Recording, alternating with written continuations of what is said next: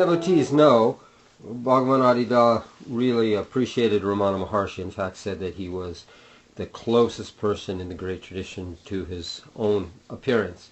And Tiruvannamalai, Ramana Maharshi died in 1950, but Tiruvannamalai is kind of a center these days for many people that are going to that area to check out the legacy that was of Ramana Maharshi's continued presence. And so there's a whole movement afoot of what they call Neo-Advaita, and there are various teachers of this kind of, we are consciousness only school. And the kind of unofficial headquarters for all of them is Tiruvannamalai.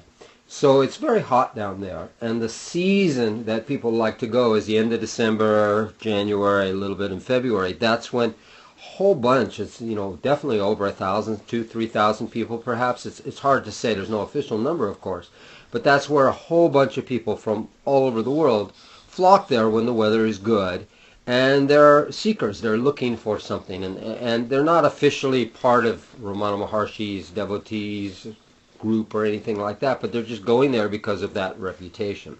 And so we've known about this for a while. This year we're finally planning to do that, to go there and just see how it works as an experiment, because you have a group of people, if you advertise, who are there specifically for that purpose. And these people really, many of them just don't know about Adida. Just don't know about his teaching, don't know about his relationship with Ramana Maharshi, don't know about his seventh stage revelation and his many gifts.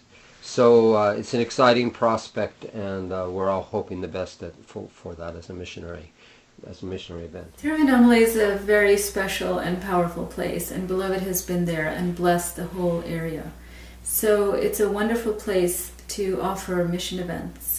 And one of the reasons that we're excited about it is because it will be, a whole week of offering of sacred music, along with Beloved's sacred texts chanted in Swadhyaya, and his discourses and darshan in a very contemplative atmosphere. It will be beautiful to offer Beloved's wisdom to these people who are very serious spiritual seekers. They've already left their home country and they're wandering in search of the truth.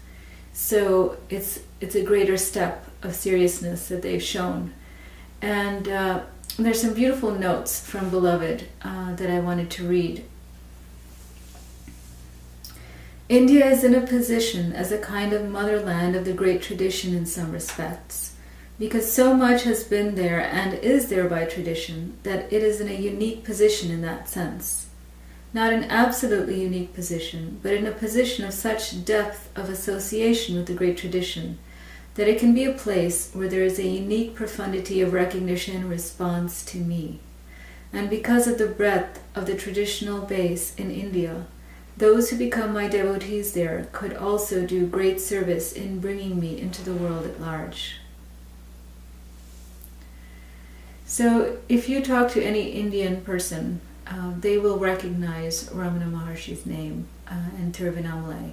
And so we're hoping to reach not just the Western seekers who are there, but also the Indian people. And we'll be doing Facebook advertising in order to tell people about the events in Tiruvannamalai. It'll be a wonderful week of invocation, perpetual invocation of Beloved. This mission event is a wonderful opportunity for those who are not familiar with Bhagavan, and even if you are, to receive Bhagavan via invoking him through chanting, and the chanting of his divine texts, the Boundless Self-Confession, the Lion Sutra, his divine self-disclosure, and so on in Svadhyaya, and reciting his word and his Orpheum trilogy.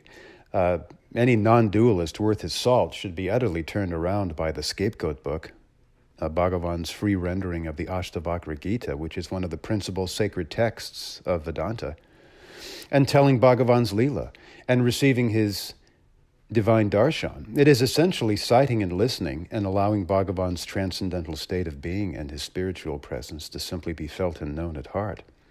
We'll be offering these every day for a week, culminating in a day-intensive retreat. It's a remarkable mission opportunity, and honestly, we should be doing it everywhere.